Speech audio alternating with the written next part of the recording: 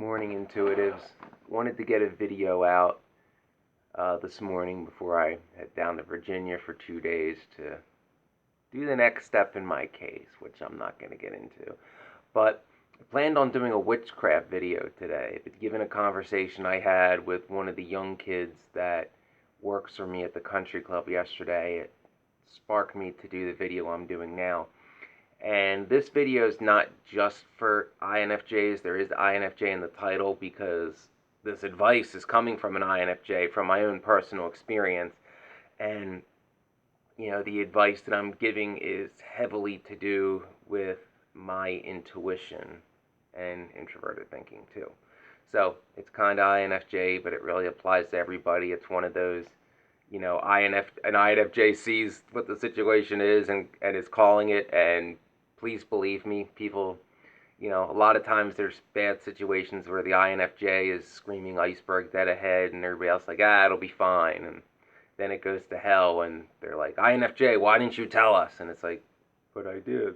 You didn't listen because I'm not cool. I'm going to go back to my fortress of solitude now. Fuck you guys. So, what I want to talk about is INFJ's advice on dead-end jobs, and it's something that I am very familiar with in my youth. And being in a shitty job that isn't going to lead anywhere and being taken advantage of, not paid fairly, and overworked. So I'll start with my own experience, and I've mentioned this in passing before. When I graduated from Penn State early last decade in 2010, I was recruited by the so-called important and prestigious Aronimink Golf Club, one of the top 100 clubs in the world, to be the second assistant superintendent, be it one of the managers on the maintenance crew. And we had the AT&T National, for the next 2 years, which is Tiger Woods tournament, and, all prestigious and all that. It will lead to great things. You just have to work 80 hours a week, 12, 14 hours a day, and live on the property in a condemned old farmhouse and not get any breaks and no vacation time and work 7 days a week and miss out on all the things your friends are doing and lose your girlfriend and not make that great of money. But, in a couple years, you'll be a superintendent making 120 grand a year. No, that's how it worked for a brief time in the 90s during the boom of the golf industry. Since 2008, the golf industry is dying because it is, no matter what anybody says, no matter how you feel about golf, the reality of it is a golf course is purely a luxury item.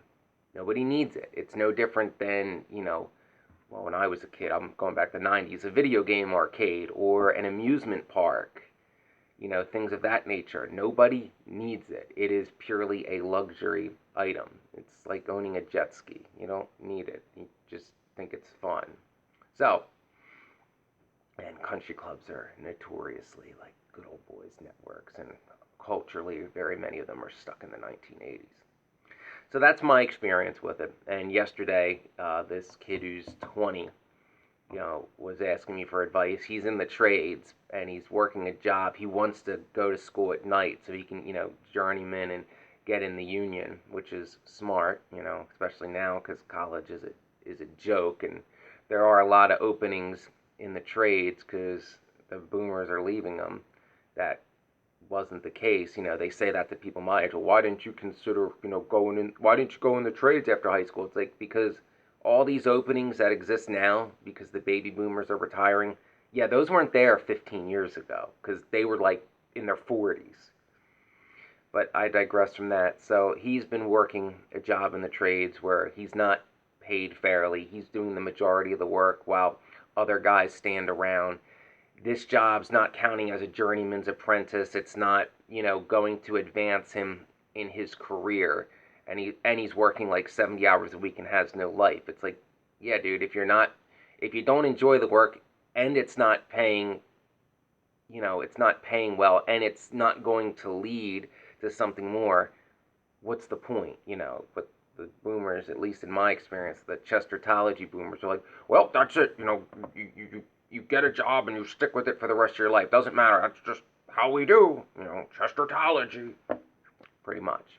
Even though, in my case, I did get hired as a firefighter at 19 and got cheated out of that, and then the recession came, and there was a 6-year hiring freeze. But I was supposed to stay on the golf course, even though I chose right out of high school, or actually while still in high school, because I became an EMT at 17, to be a firefighter EMT. But that's against the cult, because that job doesn't exist in their holy land of Chester County.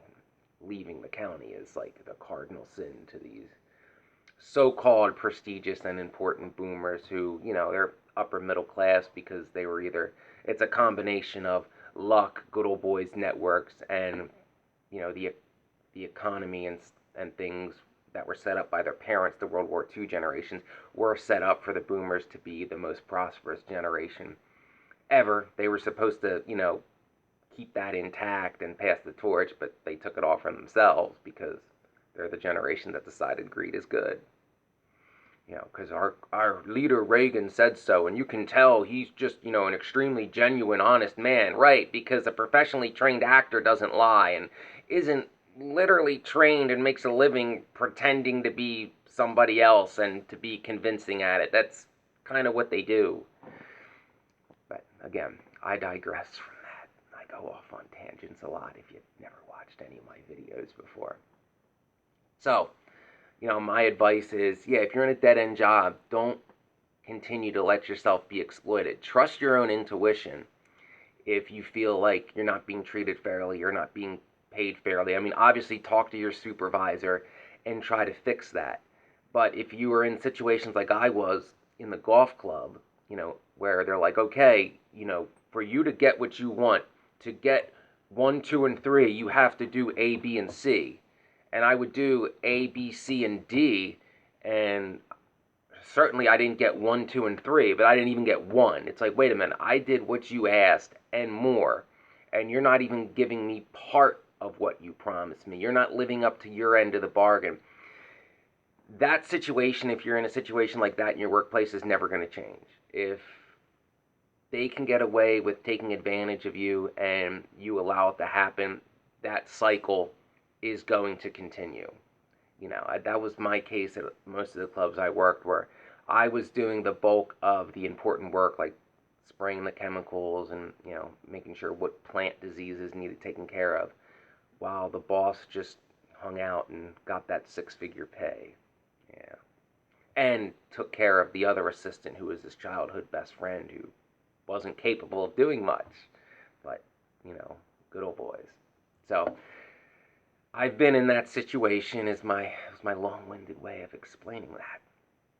But again, that situation's never going to change, and you're going to look back on it years later like, why the fuck did I waste so much time in a job where I was miserable? I hated life at the moment because shitty job consumed my whole life, especially if you're like, the kid who works for me, and like I was back in the day, you're working 7 days a week, 70, 80 hours a week, and it's like, I'm not making much money. This isn't going to lead to anything.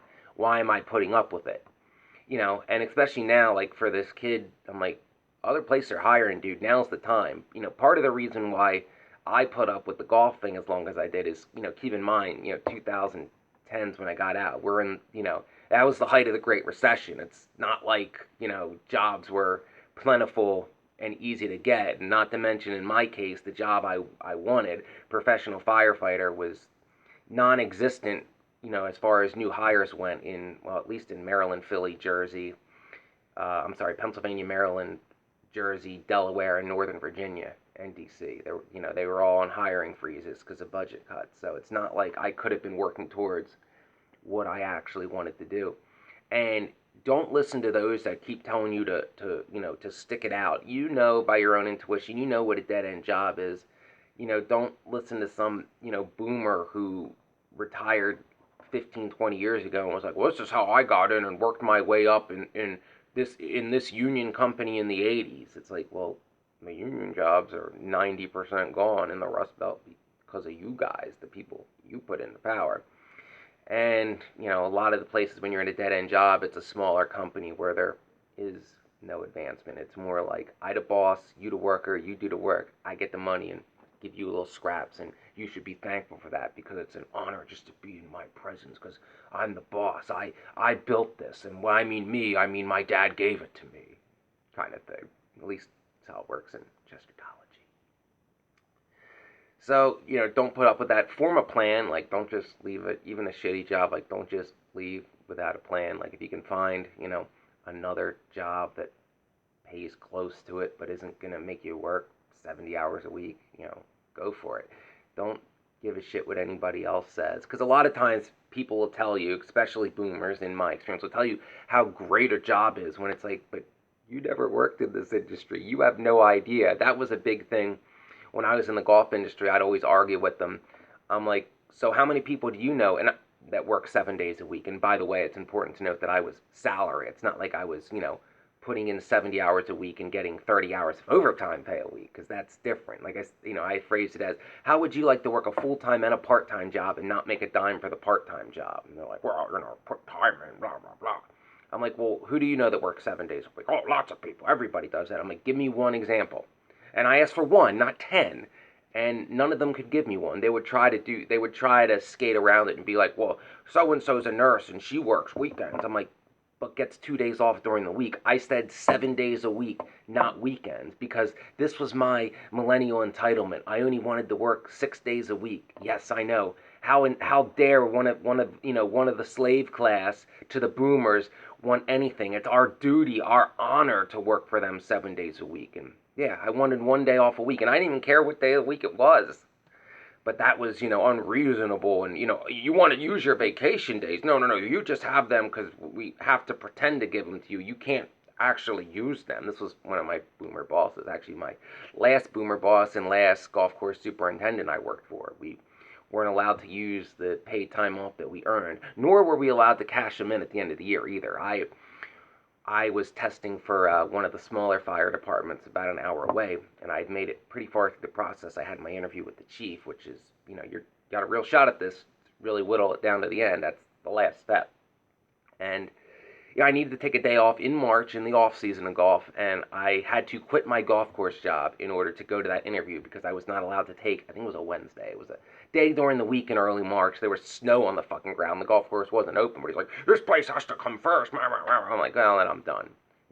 I said I'd put my 2 weeks notice in. He's like, just leave. I'm like, well, then I'm taking my 2 weeks vacation. And I don't think you deserve that. I called HR and I got, my 2 weeks that I was owed. But that's the kind of situation that I'm, giving advice about on here.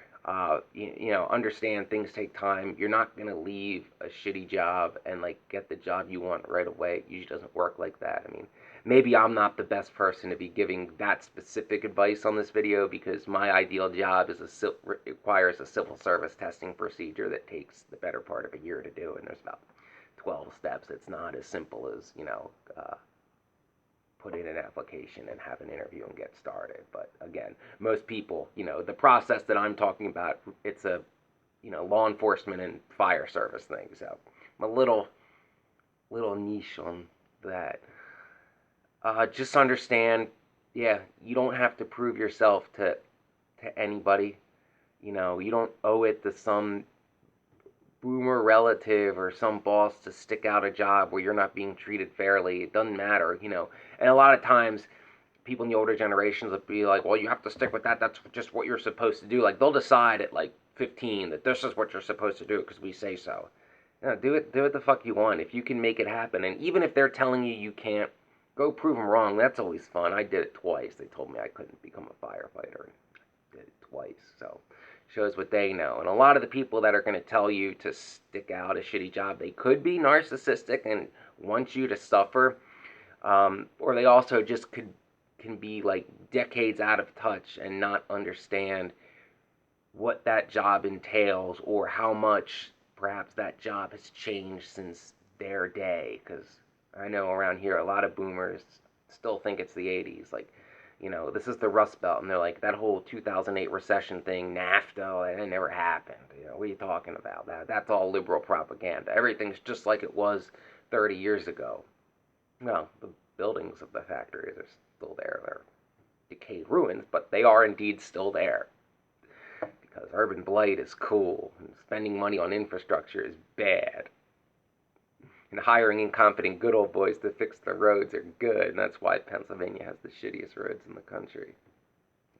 Just to say. So, I just wanted to do a video to give, my own anecdotal experience of being in situations of working a shitty job that pays shitty, that is dead end, not leading to anything, and consumes your whole life. And to tell you that if you feel like you're being taken advantage of and you are stuck in a crappy dead end job, then chances are your intuition's right and you are. And you have every right to get the fuck out of that situation and should, no matter what anybody else tells you. So if you're stuck in a shitty dead end job, trust your intuition that it's never going to get better. Get the fuck out.